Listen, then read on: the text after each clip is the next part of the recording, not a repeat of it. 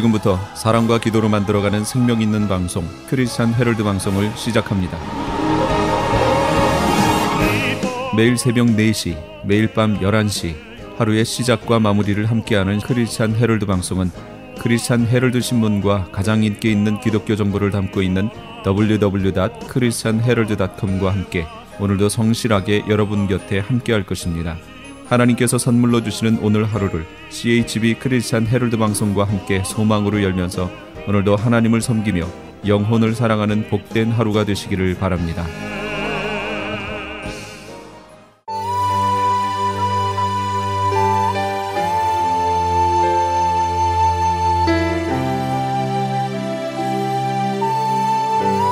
이 새벽을 주님과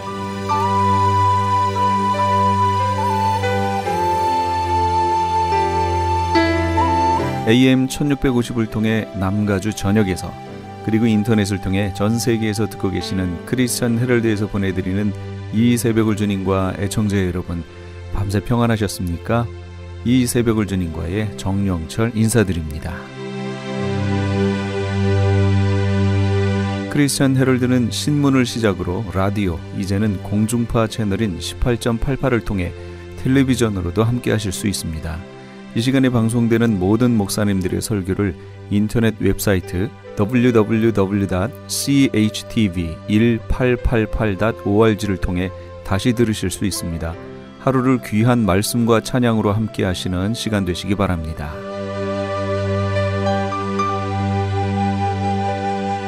이 시간에는 프레이즈 교회의 계시록 강의 시간입니다. 오늘부터 지난 7월에 있었던 종말론 세미나 내용을 보내드립니다. 오늘은 그 첫 시간으로 종말론과 성경의 패러다임이란 제목으로 하나님의 말씀 전해주시겠습니다. 네, 잘 오셨고요. 말씀부터 한번 같이 볼까요? 사도행전 3장 19절에서 21절까지의 말씀 같이 보도록 하겠습니다. 사도행전 3장 19절에서 21절입니다. 이 앞에 글씨가 잘 보이시나요? 이게 지난주에 하는데 너무 안 보여서 제가 급하게 이 밝기 막 조절하고 이게 수명이 거의 다 됐어요. 제가 사실은 여기에 보시면 그림들 막 들어가 있죠. 막 이런 그림들이 있는데 이게 파워포인트로 했던 자료들이거든요. 근데 이게 언제 나갈지 모릅니다. 그리고 어두워요. 그래서 글씨가 구별이 안 간다고 그러셔서 원고에다가 다 집어넣었어요. 그러니까 원고에 보시면 다 있습니다. 참고해 주시기 바라고요. 그 다음에 말씀 3장 19절에서 20절까지의 말씀 같이 보도록 하겠습니다. 한 목소리로 21절까지요. 같이 읽겠습니다. 시작. 그런즉 너희는 회개하고 회심하라. 그리하면 새롭게 하는 때가 주의 앞으로부터 이를 때에 너희 죄들이 말소될 것이요 또 그분께서 예수 그리스도 곧 너희에게 미리 선포된 분을 보내시리라. 하나님께서 세상이 시작된 이래로 자신의 모든 거룩한 대언자들의 입을 통하여 말씀하신 때 곧 모든 것을 회복하시는 때까지는 하늘이 반드시 그분을 받아들여야 하리라. 아멘. 이게 사도행전 3장에 있는 말씀입니다. 오순절 성령 역사가 일어나고 나니까 방언도 하고 여러 가지 성령의 역사가 나타났어요. 그랬더니 각지에 퍼져 있던 디아스포라 됐던 유대인들이 6월절 지나고 오순절 때잖아요. 이때 같이 와서 성전에 있었는데 사람들이 막 방언도 하고 이러는 거예요. 그래서 깜짝 놀랐죠. 자기들이 태어난 것 말로 이걸 듣게 되니까 이게 어떻게 된 거지? 하면서 반응을 보이다가 어떤 사람들은 술 취했구나 이런 식의 반응을 보입니다. 그랬더니 그것에 대해서 베드로가 일어나서 그것이 아니고 하고 설명을 쭉 하는 장면이 장면 그 중에 하나입니다. 여기에. 그러면서 베드로가 뭐라고 그러냐면 하나님이 세상을 시작하신 이래로 창세기지요. 그 이래로 자신의 모든 거룩한 대언자들의 입을 통하여 여기 대언자가 누구를 얘기하는 거예요? 선지자들. 예, 선지자. 대선지서 소선지서 있잖아요. 거기 선지자들을 통해서 말씀하신 어떤 때가 있었다는 거예요. 그 때, 곧 모든 것을 회복하시는 때가 있다는 거예요. 그때까지 하늘이 반드시 그분을 받아들여야 하리라. 하늘이 그분이 누구예요, 그러면? 그렇죠. 예수 그리스도를 받아들여야 하리라. 그렇게 된다는 걸 지금 설명하는 거예요. 저는 이 말씀을 읽고 무릎을 딱 쳤습니다. 내가 왜 선지서를 읽으면서, 선지서 여기 나왔잖아요. 대언자들의 입을 통하여 말씀하신 때, 선지서는 바로 이 때에 대해서 말하고 있었거든요. 계속해서. 근데 왜 이 때를 놓치고 성경을 보니까 계속 이게 언제를 얘기하는 건지, 언제 회복된다는 얘기인지, 언제 전쟁이 일어난다는 얘기인지 그냥 모르고 지내왔다는 거지요. 근데 성경을 보니까 대언자, 선지자들이 바로 그 때를 가지고 예언을 했대요. 그럼 그때가 언제냐? 이 부분이 계시록을 해석하고 계시록을 볼 수 있는 눈을 뜨게 해주는 포인트 부분입니다. 그때가 언제인지를 우리가 봐야 되는데요. 그러려면 먼저 맨 첫 장 1페이지로 가보겠습니다. 1페이지에 보시면 종말론의 구분, 종말론의 신학적 구분이라는 게 있습니다. 이건 뭐 평신도들은 일반적으로 접하기 힘든 부분이죠. 그래서 이 부분을 얘기하면 일반 평신도 되시는 분들은 대체 저게 무슨 얘기야, 무슨 쩍쩍 그러고 주의 그러고 막 이러니까 좀 지루하실 수도 있어요. 근데 이거는 제가 그래서 간단하게 그냥 넘어갈 겁니다. 아주 자세하게 설명 안 할 거예요. 그런데 이 부분을 말씀드려야 하는 이유가 지구상에 있는 모든 교회들이 이 중에 하나로 계시록을 이렇게 보고 있다, 그 얘기입니다. 이 관점으로 보기 때문에 계시록을 해석하는 데 있어서 서로 다른 얘기들을 이렇게 하게 되는 거예요. 그래서 어떤 얘기들이 있는지를 간단하게 제가 볼 겁니다. 먼저 종말론의 이 구조를 나눌 때 계시록에 보시면 1000년이라는 게 나옵니다. 1000년 동안 용을 가두는 사건이 나옵니다. 그래서 우리 다 이제 들으셨을 거예요. 그걸 1000년 왕국이라고 표현을 해요. 계시록에서는. 그 1000년 왕국을 어떻게 볼 것이냐, 그 1000년을 어떤 시각으로 볼 것이냐에 따라서 종말론이 쭉 갈라집니다. 크게 두 종류로 나눠지겠죠. 1000년은 그건 상징이다. 상징. 1000이 어떻게 돼 있어요? 10 곱하기 10 곱하기 10으로 돼 있잖아요. 10은 아주 꽉 찼다, 그런 얘기예요. 꽉 찼어요. 많아요. 많은 거 곱했더니 엄청 많다, 이렇게 된 거예요. 이 기간이 숫자적으로 1000이 아니고 엄청 긴 기간을 그냥 얘기한 거다라고 상징으로 보는 거예요. 이거를 우선 상징으로 보는 게 있고, 또 하나는 아니다, 그게 아니고 여기서 말하는 1000이라는 숫자는 실제 1000년을 얘기하는 거다라고 보는 거예요.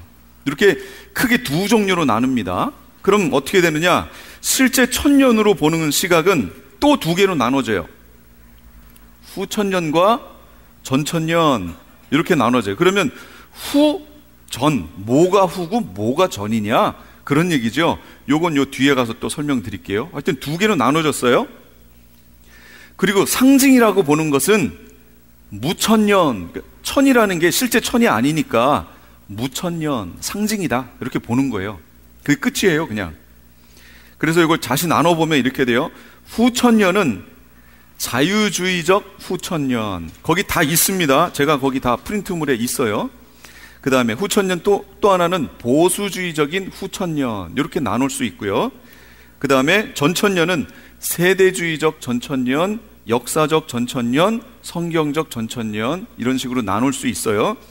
무천년은 그대로 무천년이겠죠.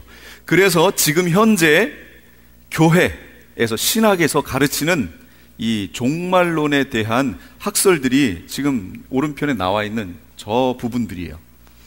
신학교들이 어느 신학교냐, 어느 신학을 하느냐에 따라서 저 중에 하나의 관점을 취하고 그 다음에 성경을 이렇게 봅니다. 근데 현대 교회의 상당수가, 대부분은 지금 어떤 시각으로 계시록을, 종말론을 볼까요? 무천년적인 관점으로 종말론을 봅니다. 그렇게 되기 때문에 이자가 잠시 후에 보겠지만 무천년적 관점으로 계시록을 보시면 걸리는 게 한두 개가 아니에요. 그런 부분들을 같이 한번 보겠습니다. 그 다음에 종말론을 또 관점을 이렇게 볼 수도 있어요. 예수님의 재림이 언제냐? 라는 걸 가지고도 또 나눌 수 있습니다. 첫째, 예수님의 재림이 천년왕국, 그게 숫자건 아니건 어쨌든 천년왕국이라고 칭해지는 그 천년왕국 후에 예수님이 오신다라고 보는 관점이 있고요.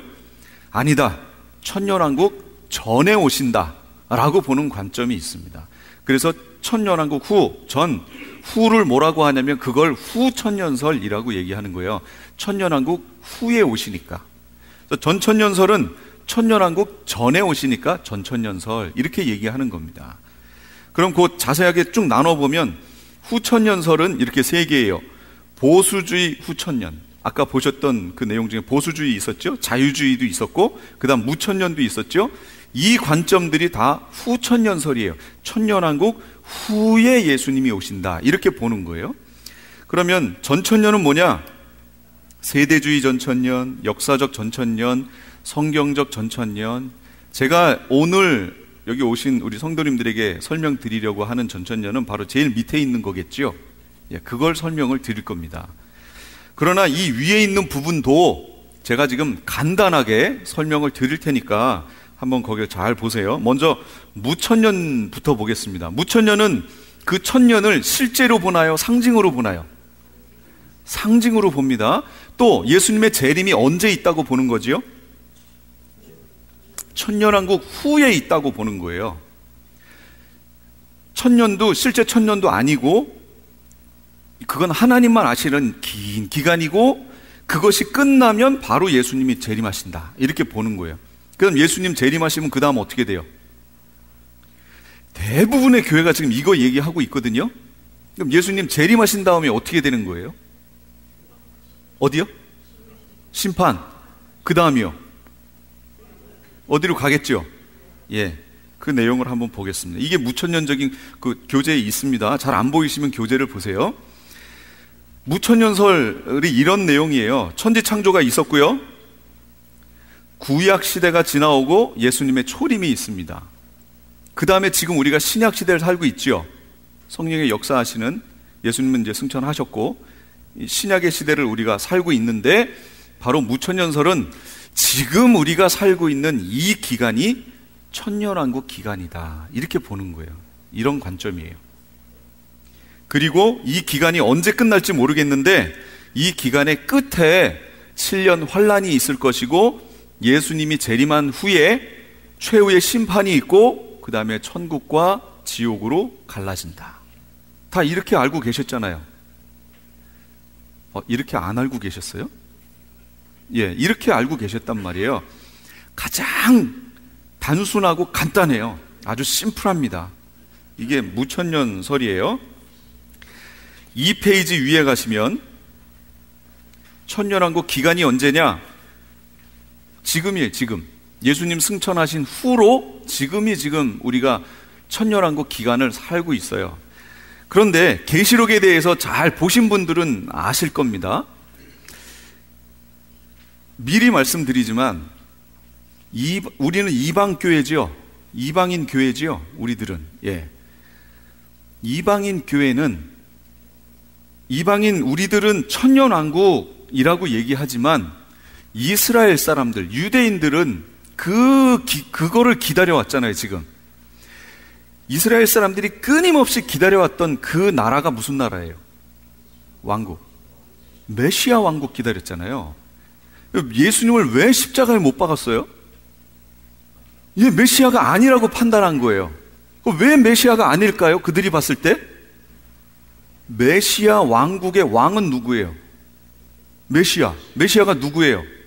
예수님인데 이스라엘 사람들 입장에서 봤을 때 이분은 분명히 메시아야. 막 오병이어 역사를 일으키고 막 기적을 일으키고 이러니까 처음에는 이분이 메시아구나 라고 생각을 했지요. 그런데 자신들이 지금 로마의 속국이 되어 있는데 그 정부 앞에 가서 힘없이 초라하게 이렇게 잡혀있는 모습을 보니까 그 모습이 왕의 모습인가요? 그 모습은 왕의 모습이 아니에요. 거기로부터 자기들을 해방시켜야 되는 그 왕이 초라하게 그러고 잡혀 있는 거예요. 아, 메시아가 아니구나 라고 판단했던 거죠. 그래서 예수님을 십자가에 못 박습니다. 이건 뭐 다 하나님의 계획이셨지만 그들이 봤을 때 메시아라고 인정 안 한 거예요. 무슨 얘기냐면 유대인들은 메시아 왕국을 기다리고 있었어요. 메시아가 왕인 나라, 실제로 다스리는 메시아 왕국을 기다리고 있는데, 바로 구약에 있는 유대인들이 기다렸던 메시아 왕국과 신약에 나와 있는 천년 왕국은 뭘까요? 같은 거예요. 같은 거. 이게 같은 나라예요. 근데 우리는 따로 알고 있었던 거죠. 그럼 지금이 천년 왕국이라고 얘기하면, 지금이 메시아 왕국이라고 얘기하면 지금 왕이 누구여야 돼요? 메시아. 그럼 메시아 지금 여기 있어요? 메시아가 왕으로 여기 와 있어요? 없잖아요. 왕도 없는데 왕국이래요. 그러니까 이건 뭔가 아닌 것 같다는 생각이 들지요. 그 옛날에는 이런 걸 얘기해 주는 분이 없으니까 그냥 지금이 천년왕국 기간, 무천년 그런 줄 알았어요. 근데 성경을 이렇게 쭉 보면 이게 말이 안 되는 게 한두 개가 아니에요. 이 메시아 왕국은, 천년왕국은 이게 메시아 왕국이에요. 이건 계시록 20장에 가면 나옵니다. 20장이에요. 19장에 가면 뭐가 나오냐면 예수님이 재림하시는 장면이 나와요. 그럼 예수님 재림이 먼저예요? 천년왕국이 먼저예요? 재림이 먼저잖아요. 재림이 먼저여야만 하는 이유가 뭐예요? 왕으로 와야죠. 온 다음에 그 나라가 이어질 거 아니에요. 근데 아직 왕이 안 왔잖아요. 근데 지금이 왕국이래요.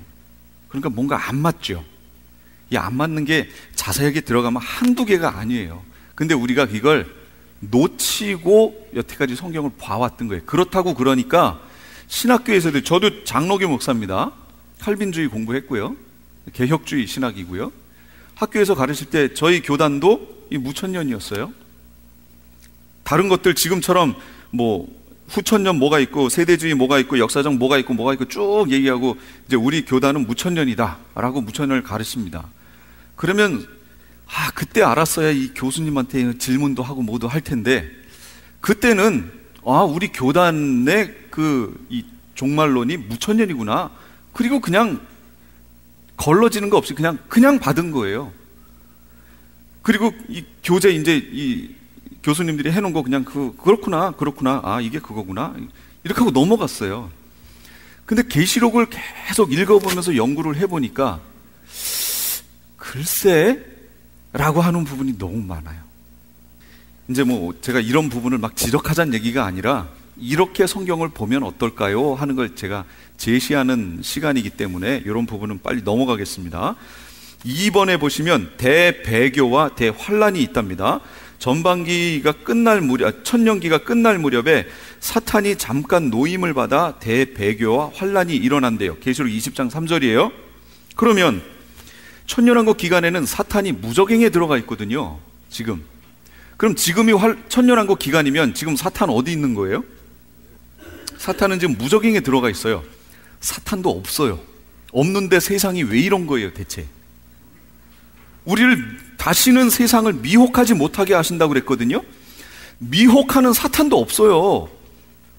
근데 세상이 지금 어때요? 보시기에. 그렇죠? 그러니까 지금이 그 말씀만 봐도 천년왕국 기간이 아닌 것 같죠? 예, 아닙니다. 이제 또 계속 보세요. 그리스도가 재림을 하는데 천년왕국 뒤에 재림해요. 이것도 참 넌센스예요. 아니, 그분이 오셔야 천년왕국이 시작인데, 왕이 와야 왕국이 시작인데, 그 왕국이 끝나니까 나중에 와요. 이것도 또 너무 웃겨요. 그리고요, 4번 부활과 성도의 공중 영접. 성도들이, 그냥 넘어갈게요. 부활, 이 부분은 나중에 시간이 되면 부활의 순서라든지 이걸 할 텐데, 오늘은 세미나 기간이라 자세하게 들어가지 못합니다. 시간이 되면 거기까지 나가겠습니다. 심판, 악인이 심판을 받고 둘째 사망, 곧 불못에 던짐을 받습니다. 최후의 심판이지요. 여기서 악인이 심판을 받고 라고 그랬어요. 계시록 20장 끝부분에 가시면 악인이 심판받는 장면이 나오는데 그 부분도 잘 20장을 읽어보시면 악인만 거기서 부활하는 게 아니라는 게 보입니다. 또 보세요. 이따가. 그 다음에 6번 새하늘과 새 땅, 계시록 21장 1절 새하늘과 새 땅이 펼쳐집니다. 여기서 말하는 새하늘과 새 땅은 이건 천국을 얘기합니다. 천국. 그러니까 이 천국이 그 다음에 연결되는 거예요. 최종적으로 하나님의 통치가 이루어져요. 그러면서 어린 양의 혼인잔치가 그때 이루어진대요. 어린 양의 혼인잔치가 그때 이루어지지 않습니다. 이거는 이제 앞으로 계속 가면서 보도록 하겠습니다. 그 다음에 보수주의 후 천년. 이제부터는 천년왕국의 그 천년을 실제 천년이다라고 보는 관점이에요. 이 관점들이. 그러면서 보수주의 후 천년은 그 천년 후에 예수님이 오신다 그 얘기입니다. 그럼 어떻게 되나 보세요. 천지창조가 있었어요. 구약시대가 흘러갑니다. 예수님이 초림하셨습니다. 승천하셨어요. 그리고 신약시대가 펼쳐집니다. 신약시대가 펼쳐지고 어느 시점인지 모르겠는데 천년왕국이 시작이 돼요. 그럼 지금 우리가 천년왕국에 사는 걸까요? 신약시대에 사는 걸까요? 모르겠어요. 모르겠어요. 애매하지요, 이거는. 구분점이 없잖아요, 뭔가가. 그래서요, 거기 보시면 2페이지 맨 밑에 종말론에 대한 성경의 가르침에 많은 모순을 안고 있어서 현재엔 인기가 없는 이론이다. 이거 주장하는 교단이나 신학자나 이런 사람은 없어요. 그러니까 없는데 우리가 굳이 배울 필요 없어요. 이게 신학자들도 이건 아니다. 그냥 결론 내렸어요. 그러니까 이건 아닌 거예요. 넘어가세요. 자유주의 후천년. 이거는 자유주의 신학을 한 사람들이 이렇게 보는 거예요. 천지창조, 구약, 그 다음에 예수님이 오셨는데 자유주의에서는 예수님의 신성과 인성이 있으면 신성을 인정하지 않습니다. 아주 고상한 도덕가, 대단한 어떤 깨달은 사람, 그 수준인 거예요. 그러니까 대단한 도덕가인 예수님이 등장했어요. 우리는 초림이라고 하는데 그 사람들은 그렇게 얘기해요. 그러다가 신약시대가 펼쳐졌고 이 가르침이 점점 발전하여 이 가르침으로 인해서 세상이 아주 이상적인 나라로 이 땅이 바뀔 것이다. 그게 이제 천국이다. 흔히 우리가 말하는 그게 이제 천국이다 라고 보는 관점이에요. 여기 혹시 자유주의 신학을 하신 분은 안 계실 거고 그런 교회에서 신앙생활을 하시는 분 계신가요? 그분들은 예수님의 다시 오신다든지 천국이 있다든지 이런 거 안 믿습니다. 예수님 당시에 바리새인과 사두개파와 바리새파가 있었죠. 바리새파는 천사도 있고 다 이런 거 영적인 존재를 인정했고 사두개파는 아니다. 영적인 존재 천사도 없고 다 없다. 이렇게 얘기했던 부류의 파예요.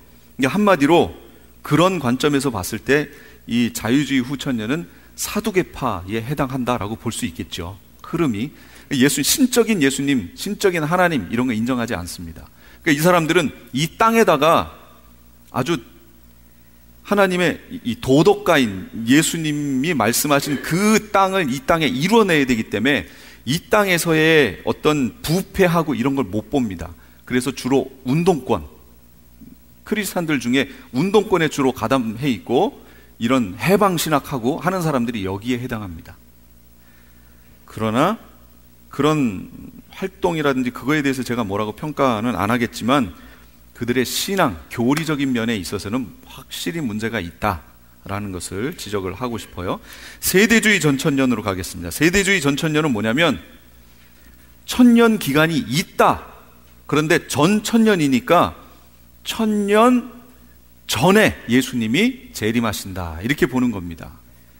이제부터 이제 계시록에서 말씀하고 있는 내용과 어느 정도 이렇게 맞아가기 시작합니다. 아까 말씀드렸죠. 천년왕국은 계시록 20장에 나오고요. 예수님 재림은 19장에 나옵니다. 그러니까 예수님이 재림하고 천년왕국이 시작돼야죠. 흐름이 그렇게 돼 있어요. 이제 그렇게 가는 거예요. 그런데 세대주의는 왜 세대주의냐? 구약에 있는, 구약에서부터 여태까지의 내용을 무슨 시대, 시대별로 이렇게 나눴어요. 그때마다 하나님이 역사하신 방법이라든지 구원의 방법이라든지 이런 부분들이 다르다. 시대별로 이렇게 나눠 놓은 겁니다. 그래서 그걸 세대주의라고 하고요. 한국에 복음이 전해졌을 당시 100여 년 조금 더 됐죠. 그때의 부흥운동 막 이러고 복음이 전해질 그 당시 이 선교사들이 다 어디서 들어왔어요? 미국에서 들어왔잖아요. 미국 선교사들이 들어온 거 아니에요?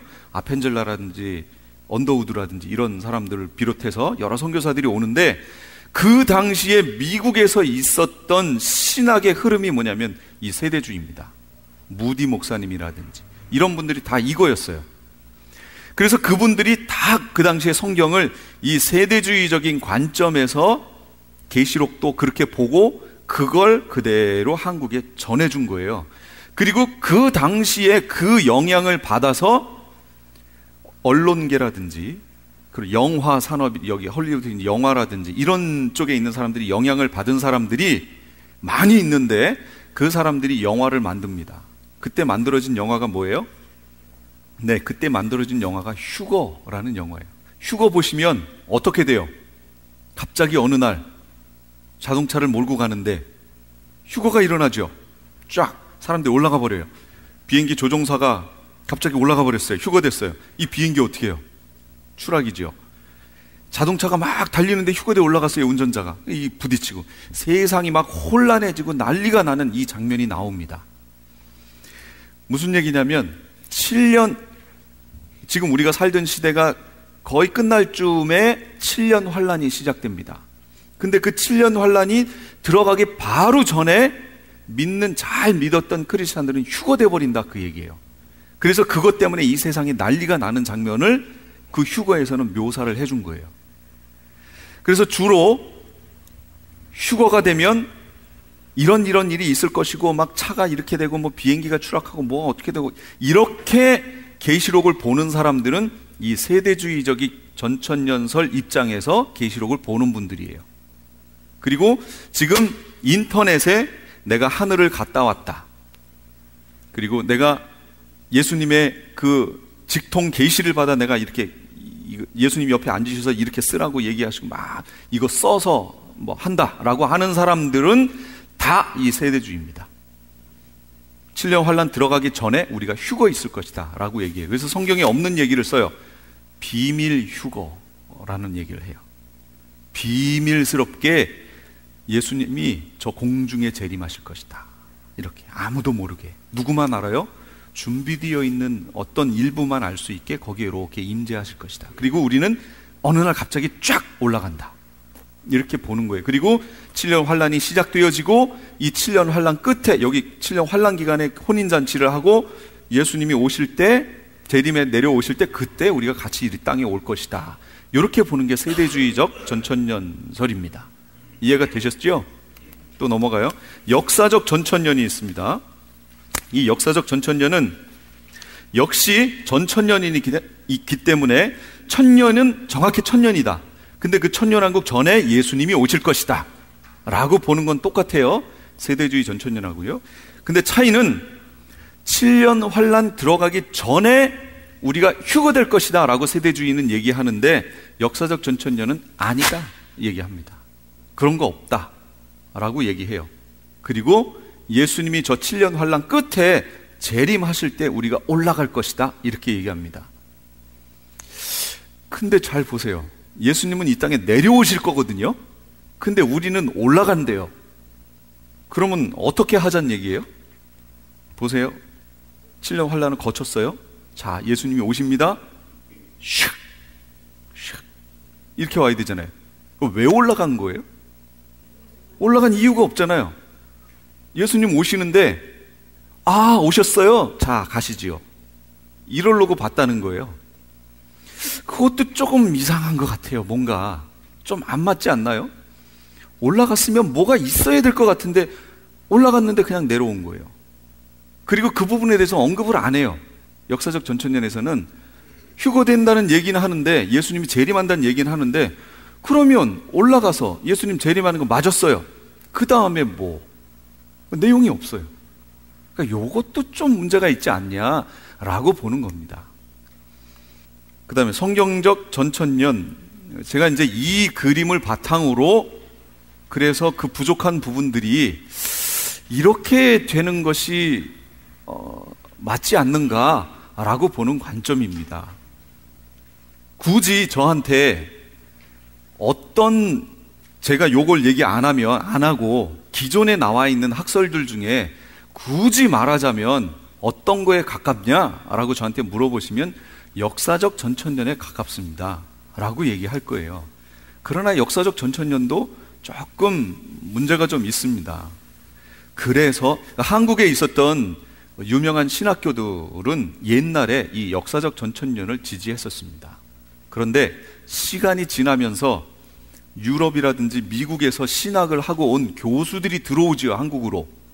교수들이 이제 들어오면서, 조직신학 교수들이 들어오면서 그 사람들은 무천년을 배워서 들어온 거예요. 저 유럽이나 여긴 다 글로 넘어갔으니까.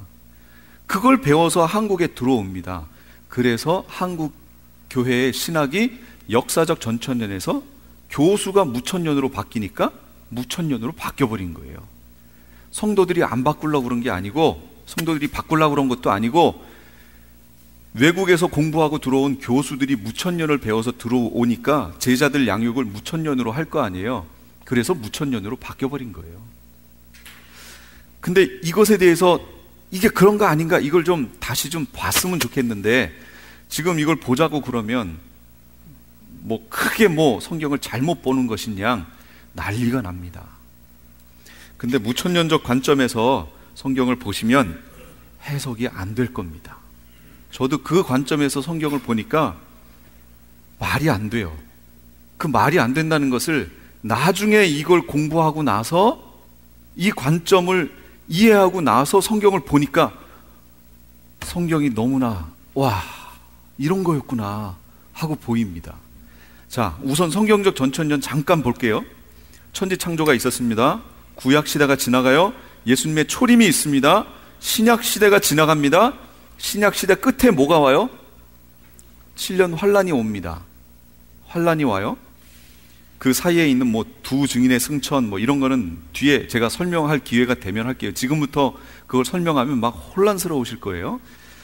그리고 이 7년 환란 끝에 부분에 우리가 휴거되어 올라갑니다. 휴거되어 올라가요. 그리고 예수님이 공중으로 재림하십니다. 거기서 만납니다. 그럼 만나서 뭐 해요? 거기서 혼인잔치를 하지요. 성경에 나와 있죠. 혼인잔치 한다고요.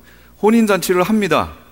그리고 7년 환란과 천년왕국 사이에 다니엘서에 보면 멸망에 가증한 것이 예배를 패하고 거룩한 곳에 서요. 그때부터 1290일과 1335일이 지날 때까지 살아남아 있는 자들은 복되다라는 표현이 다니엘서에 나옵니다. 그러니까 후 3년 반은 1260일이거든요. 성경상에 거기 나와 있는 표현이 1260일. 그 60일이 끝난 다음에 1290일이니까 30일 남죠. 그 다음에 1335일이니까 75일이 남는 거죠. 그러니까 총 75일이 남아요. 이 75일이라고 하는 30일을 거쳐 75일이라고 하는 요 기간 동안에 예수님이 재림하십니다. 근데 그 날과 시를 알아요, 몰라요? 모릅니다. 그날은 몰라요. 그때 재림하세요. 그러니까 우리가 7년 환란 끝부분에 승천에, 그러니까 휴거되어 올라간 후에 공중에서 혼인잔치하고 며칠이 될지 모르겠어요. 그 날과 시는 모른다고 그랬으니까 공중에서 예수님 재림과 함께 우리가 내려오게 됩니다. 어디로 내려와요? 예루살렘에 있는 감람산으로 내려오게 돼 있습니다. 그건 스가랴서에 다 나와 있어요. 흐름이 그렇게 돼 있습니다. 그렇게 돼서 그 후로 천년왕국이 시작되고 우리가 그 천년왕국으로 들어갑니다. 이게 성경적 전천년의 흐름이에요. 아주 정말 간략하게 말씀드린 흐름이에요. 시간이 한정되어 있기 때문에 자세하게 설명 못 드리고요. 이런 자세한 내용들은 제가 주일 2시에, 오후 2시에 여기서 한 15, 16주 정도 계속해서 이제 강의가 들어갈 겁니다. 각 장에 대한 구체적인 내용들을 주일날 그렇게 강해가 들어가고요. 근데 주일날 또 못 오시는 분들이 계셔서 저희가 지지난주부터 금요일날 또 강해를 지금 하고 있습니다.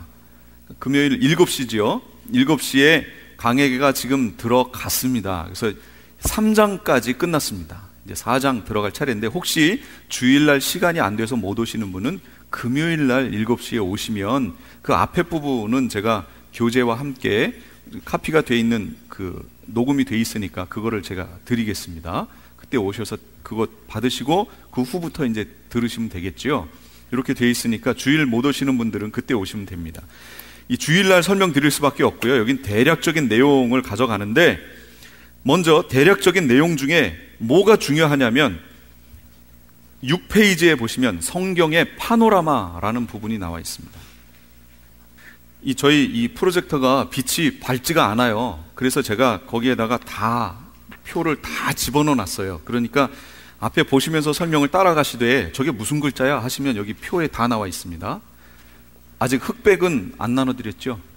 예, 다행입니다. 흑백, 늦게 오셔서 흑백으로 카피된 거 받으시면 글씨가 또 잘 안 보입니다. 제가 카피를 계속 하는데 이게 이 토너가 다 돼가지고요. 제가 몇 장 하고 빼서 톡톡톡톡 두들겨서 카피하고 몇 장 또 해서 톡톡톡 하고 했는데 결국 7장은 흑백으로 나올 수밖에 없었습니다. 그러니까 양해를 부탁드리고요. 성경의 파노라마, 이 부분이 너무나도 중요합니다. 왜 중요하냐? 성경을 보는 관점이에요. 이것만 제대로 이해하셔도 성경의 흐름이 이렇게 돼 있구나, 이걸 놓쳤기 때문에 성경이 안 보였던 거구나, 이렇게 되실 겁니다. 이 부분만 잘 한번 보세요. 다 아시는 내용을 제가 정리를 해드릴게요. 첫째입니다. 여기 네모칸이 역사의 시간표입니다. 역사가 이렇게 흘러가는 거예요. 역사의 흐름이에요.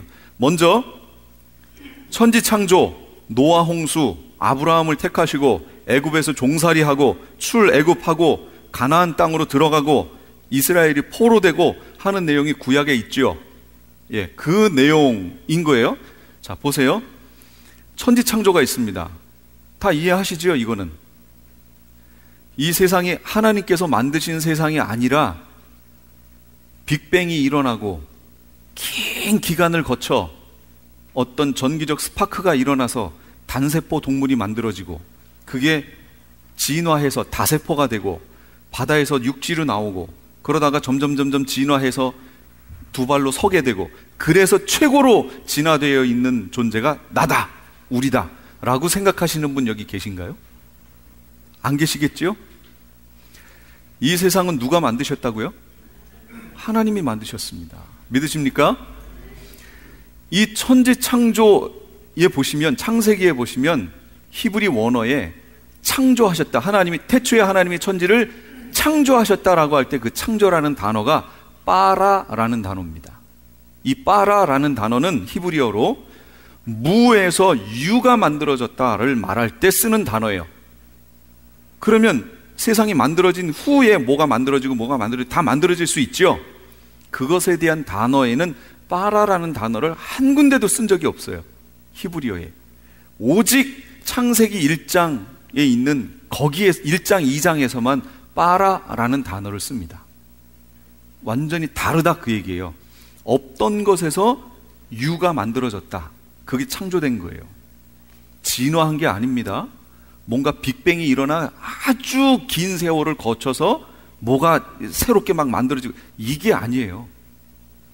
아무것도 없었는데 태초에 하나님이 천지를 창조하시니라 하시고 빛이 있으라 하시니까 빛이 있었고 말씀대로 된 거예요. 이 세상은 그렇게 만들어졌어요. 그리고 마지막에 최종적으로 사람을 만듭니다. 그리고 그 사람에겐 특별히 하나님의 형상을 주십니다. 베드로 후서에는 그걸 신의 성품이라고 나와 있어요. 하나님의 형상을 허락해 주셨어요. 그런데 하나님의 형상을 가졌던 인간이 타락합니다. 죄를 짓게 돼요. 그리고 나서 어떻게 됩니까? 최초의 살인자 가인이죠. 누굴 죽였어요? 자기 동생을 죽입니다. 그거 시대가 얼마 지나가지 않았는데도 그 짧은 시간에 그런 일들이 벌어져요. 죄가 들어오니까. 결국 그 후손이 쭉 쌓이면서 하나님께서 세상에 사람 지으셨음을 한탄하시고 무슨 일을 하시죠? 노아 홍수. 그래서 사람을 멸하십니다. 몇 명만 남았어요? 8명 남았어요. 그리고 그 후부터 8명을 통해 다시 사람들이 퍼져나갑니다. 이 세상에 사람들이 다시 차기 시작해요. 땅에 충만하라, 땅을 정복하라, 땅을 다스리라. 근데 사람들이 땅에 흩어져야 될 거 아니에요. 그래야 땅에 채워질 거 아니에요. 근데 사람들이 노아의 홍수 후에 다시 하나님께 반역을 하죠. 뭐예요? 그렇죠. 우리가 흩어짐을 면하자 하고 바벨탑을 쌓습니다. 하나님은 땅을 정복하고 땅에 채워질 것을 얘기하시는데 이 사람들은 흩어짐을 면하자. 그리고 여기 모이기 시작하는 거예요. 그 하나님 말씀에 어떻게 한 거예요? 정면으로 대적한 거죠. 그래서 하나님이 취하신 방법이 언어를 혼잡게 하신 거예요. 야, 벽돌 2개 했는데 갑자기 이상한 말로 들리는 거예요. 뭐라고? 뭐라고도 무슨 얘기인지 모르겠어. 벽돌 2개 뭐라고? 했는데 다른 말이에요. 다. 도저히 같이 뭘 할 수가 없는 상태가 돼서 흩어지기 시작합니다. 그러면서 땅에 충만하게 채워져요. 충만하게 채워졌어요. 근데 하나님의 계획은요, 이런 상황이 펼쳐질 때마다 하나님이 자, 다음 카드는 뭘 거기다가 내놓을까? 다음은 어떻게 할까? 하나님이 이렇게 하셨을까요? 처음부터 이 끝까지 하나님이 계획하시고 만드셨을까요? 처음부터 끝까지 계획을 하시고 하나님은 그렇게 될 줄 다 아시고 그 다음 이렇게, 그 다음 이렇게 가져가십니다. 지금 그 역사가 진행되는 거예요. 그러시다가 어느 단계까지 되니까 자, 이제 사람들이 땅에 편만하게 퍼졌나? 그 다음에 저 갈대아 우르라고 하는 지역을 보시고 거기에서 한 사람을 택하십니다. 누구예요? 아브라함. 그 갈대아 우르가 지금 어딘 줄 아세요? 이라크예요. 이라크하고 이라크 이쪽이 이라크면 요 밑에 쪽으로 엄청나게 큰 땅이 이게 사우디아라비아입니다. 사우디아라비아와 이라크의 거의 접경 부위, 약간 이라크로 치우쳐 있는 부분, 그 밑에 쪽으로 가면 여긴 쿠웨이트, 그 지점이에요. 거기가 갈대아 우르입니다. 그러니까 지금으로 말하면 아브라함은 이라크 사람이에요. 지금으로 굳이 치자면 민족적으로 보면 그렇다 그 얘기예요. 근데 거기에서 아브라함을 택하십니다. 그리고 아브라함을 부르시는 거예요. 내가 네게 지시할 땅으로 가라. 지시도 안 하시고 지시할 땅으로 가라. 그러니까 아브라함이 어디요? 묻지도 않고 그냥 갑니다. 아브라함이 갔어요. 결국은 가나안 땅에 딱 가니까 내가 이 땅을 너에게 주리라. 이렇게 얘기하세요. 이게 하나님이 인도하시는 방법이죠. 우리에게도 그렇게 하십니다. 내가 너에게 어떻게, 근데 우리는 꼭 어떻게 기도해요? 어디예요 거기가? 언제 가야 돼요? 구체적으로 묻죠. 아브라함처럼 가는 게 아니에요. 우리는 구체적으로 이 사람하고 결혼해야 돼요? 안 해야 돼요? 모든 상황에 대해서 다 하잖아요. 물론 묻는 거는 좋습니다. 그러나 때로는 가라 그러면 아멘 하고 그냥 가는 거예요. 가다 보니까 하나님이 여기다 멈춰 하시는 데가 있다는 거죠. 아브라함을 그렇게 인도하셨어요. 왜 그렇게 인도하실까요? 아브라함은 믿음의 조상 만들 거잖아요. 그러니까 처음부터 그렇게 훈련시키신 거예요. 하나님을 믿으면 가라 그 얘기예요. 어쨌든 아브라함을 택하셨어요. 그리고 가나안 땅을 보여주십니다. 그리고 저 땅을 내가 너에게 주겠다. 너의 후손들에게 주겠다. 말씀하세요. 그러나 아직 그 아모리 족속의 죄악이 관영하지 않았기 때문에, 충만하지 않았기 때문에 그 땅을 너에게 주긴 주는데 400년 동안 너희 자손들이 저 애굽에 가서 종살이 할 거다. 그 다음에 내가 그 땅을 주겠다. 그 땅을 어떻게 하고요? 멸하고. 뭐가 꽉 찼어요? 그때 가면 죄가 꽉 차잖아요. 그러니까 그 죄에 대한 보응으로 그 땅을 멸하면서 그 땅을 차지할 수 있게 해주겠다는 거죠. 출애굽합니다. 애굽의 종살이로 들어갑니다. 400년 동안 종살이 하다가 이 이스라엘 사람들이 하나님 다 잊어버렸는데 나중에 너무 힘드니까 이제 하나님을 찾습니다. 그때 하나님이 어떻게 해요? 어떤 인물 하나를 세우시지요. 모세라는 인물을 세우십니다. 그래서 이스라엘 사람들을, 유대인들을 거기에서 출애굽을 시키시지요. 광야에 가서 원래 금방 갈 수 있는 길인데 거기 가서 이 탐지하고 잘못 이비방정이지요. 그리고 잘못하는 바람에 40년을 거기서 지내게 돼요. 그리고 출애굽할 당시에 20세 이상이 됐던 사람은 여호수아와 갈렙을 빼고 그 광야에서 다 죽습니다. 모세까지도. 그러고 나니까 하나님이 여호수아를 통해 자 이제 들어가자 하고 들어가는 거예요. 가나안 땅으로 들어갑니다. 여호수아를 통해 들어갔어요. 들어가고 났는데 주변 나라들은 다 왕이 있잖아요. 왕이 통치하는데 이 이스라엘은 왕이 없어요. 그러니까 자기 소견에 옳은 대로 하는 거예요. 그러다 보니까 하나님을 떠나지요. 그러면 하나님이 이웃에 있는 나라를 집어넣어가지고 두들기십니다. 그럼 괴롭지요? 그럼 기도합니다. 그럼 사사를 또 보내세요. 사사를 통해 다시 지켜냅니다. 그리고 그 세월이 조금 지나면 다시 자기 소견에 옳은 대로 또, 그러면 또 두들겨 맞습니다. 또 기도합니다. 그럼 사사를 또 보내세요. 회복시키고. 그게 사사기잖아요. 계속 그렇게 살아오다가 이 사람들이 어떻게 결론을 내려요? 이스라엘 사람들이 우리에게도 왕을 달라, 이렇게 되는 거예요. 세상 흐름대로 똑같이 가겠다 이거예요. 자기들 판단에는 아, 우리에게 왕이 없어서 그런 거구나, 이렇게 판단한 거죠. 하나님 판단은 뭔데요? 너희가 말씀을 버리니까 그렇게 되는 거지 하시는데, 우리 입장에서는 우리에게 왕이 없으니까 그렇구나, 이렇게 된 거예요. 지금 우리의 삶이 그렇지 않나요? 아, 이거 무슨 제도가 잘못돼서 그런 거고, 뭐 다 이거 얘기하잖아요. 말씀이 없어서 그런 건데, 말씀대로 사는 삶이 없어서 그러는데 자꾸 주변에 있는 어떤 것들에 이걸 돌리잖아요. 아, 우리 사장이 엉망이라 뭐 이런 내용 많이 돌리잖아요. 아닙니다. 다 내가 말씀대로 하지 않기 때문인 거예요. 그러다가 결국은 왕을 세워주시죠. 초대 왕이 누구예요? 사울. 두 번째는 다윗. 그 다음이요, 솔로몬. 다음이 나눠지죠. 두 개로. 예, 르호보암하고 여로보암. 밑에 남유다, 북이스라엘로 나눠지는데, 남유다는 르호보암, 북이스라엘은 여로보암. 이 솔로몬의 신하의 아들이 그렇게 되는 거예요. 이 남유다는 솔로몬의 아들이 왕이 된 거고요. 이렇게 두 개로 나눠졌습니다. 근데 북이스라엘은 잘 아시겠지만 아예 그냥 처음부터 하나님 떠났어요. 그러니까 이 나라가 쭉 가다가 아수르, 하나님 떠나니까 하나님 또 치시겠죠. 사랑하시는 자를 징계하시니까. 가다가 아수르라고 하는 나라를 일으켜서 이 나라를, 이 북이스라엘을 점령하게 하십니다. 속국이 되어버렸죠. 그로부터 100년 후에 남유다는 바벨론이라고 하는 나라가 와서 여기를 속국으로 만들어 버립니다. 그러면서 이스라엘 사람들이 전 세계로 이때 다 흩어져 버립니다. 디아스포라 됐죠? 다 흩어졌어요. 그리고 남유다가 망할 때는 유대인들 중에 잘 아시는 다니엘이라고 하는 사람, 그 다음에 다니엘의 세 친구 누구예요? 하나냐, 미사엘, 아사랴. 예, 이게 이제 유대식 이름이고 바벨론식 이름은 사드락, 메삭, 아벳느고라고 하는 이 친구들도 합해서 포로로 끌려갑니다. 끌려갔어요. 이스라엘이 이제 포로가 다 돼버렸습니다. 이스라엘 땅에는 성전도 없어요. 이제 솔로몬 성전 완전히 그냥 초토화돼 버렸어요.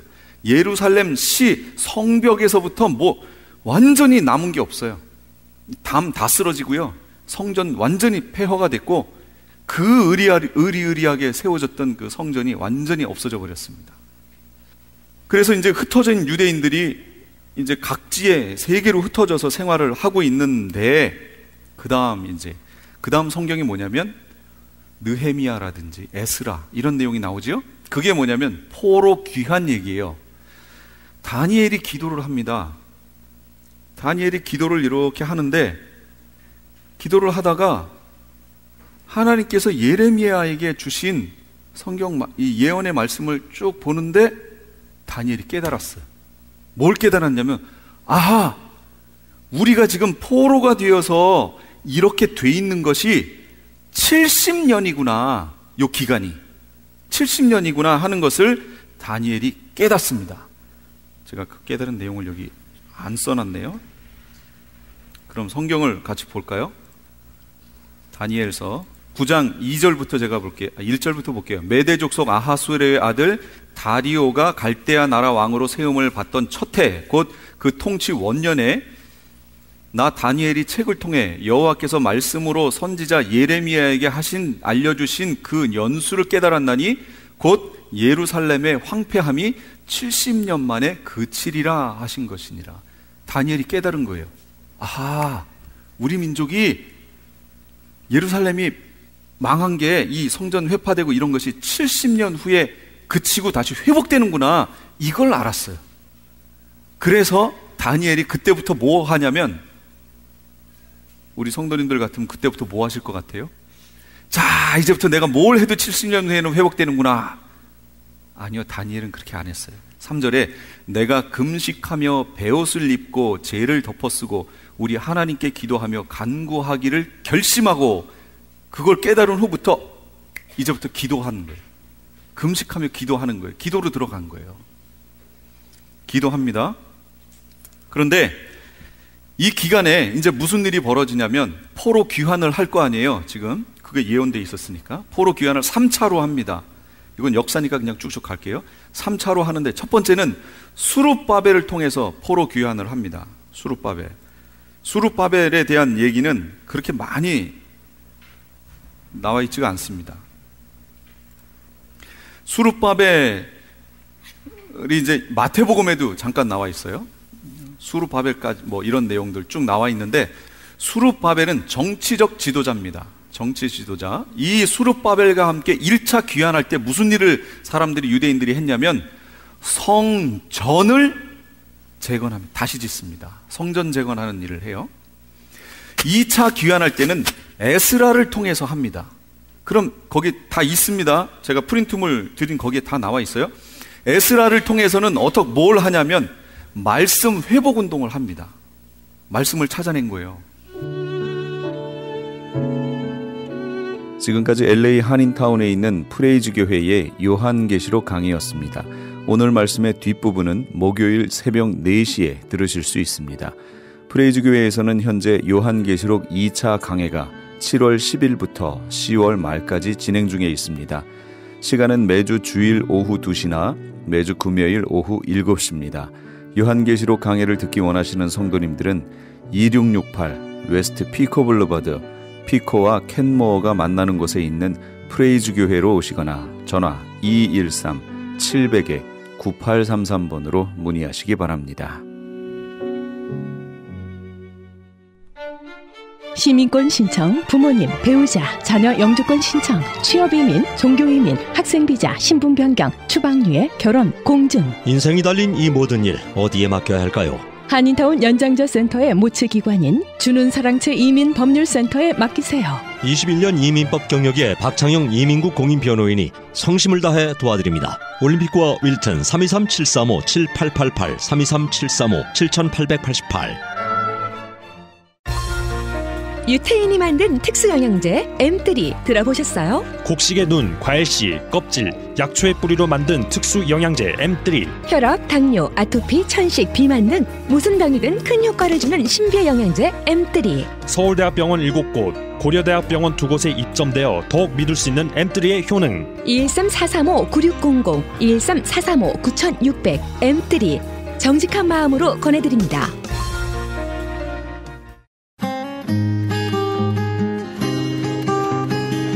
교계 게시판.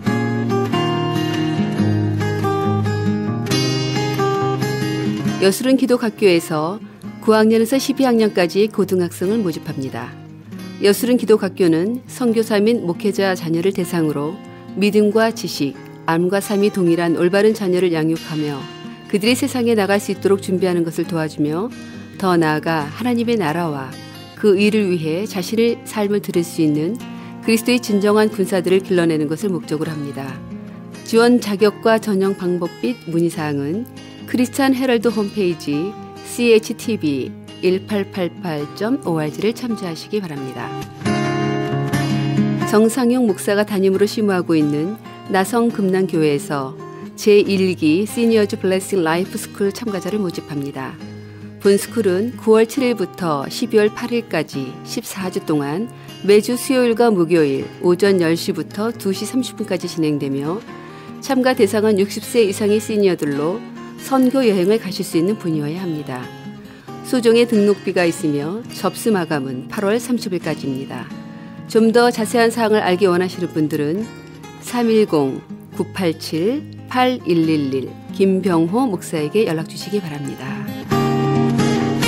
생명의 전화 상담 봉사로 사역하실 분들을 찾습니다. 힘든 이민 생활에 지쳐 슬픔과 외로움 속에 빠져 있는 분들에게 전화로 삶의 희망과 용기를 주실 분들을 모십니다.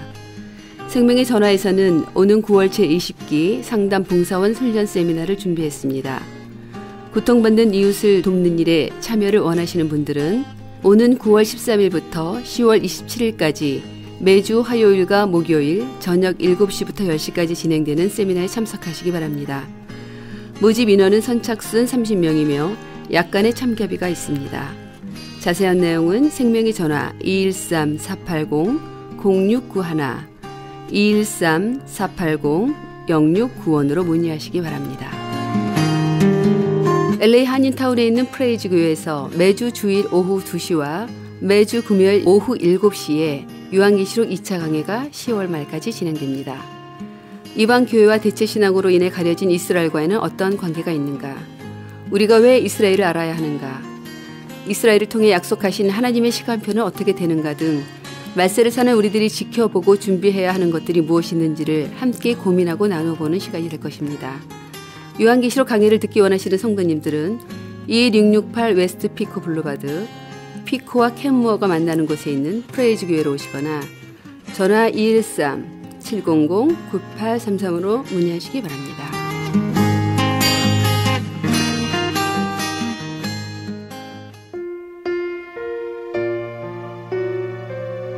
이 새벽을 주님과 1부 여기서 마칩니다. 잠시 15 후에 2부에서 돌아오겠습니다.